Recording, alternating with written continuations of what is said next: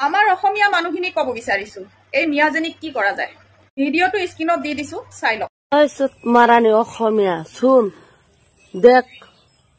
কিমান ডাঙৰ ডাঙৰ কল ধৰিছা কল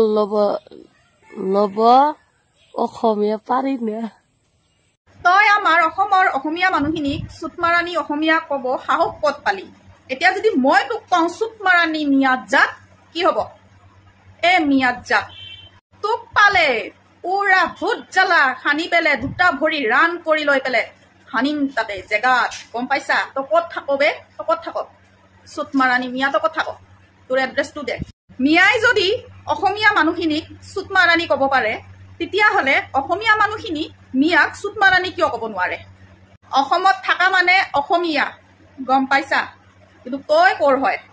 এই ভিডিঅ'টো ইমানে শ্বেয়াৰ কৰক সকলোৰে তাতে গৈ পায় এই মিয়ানীজনী অসমত থাকে নে বাংলাদেশত থাকে জনাৰ খুবেই দৰকাৰ এইজনী বাংলাদেশী একজনী মিয়া চুটমাৰাণী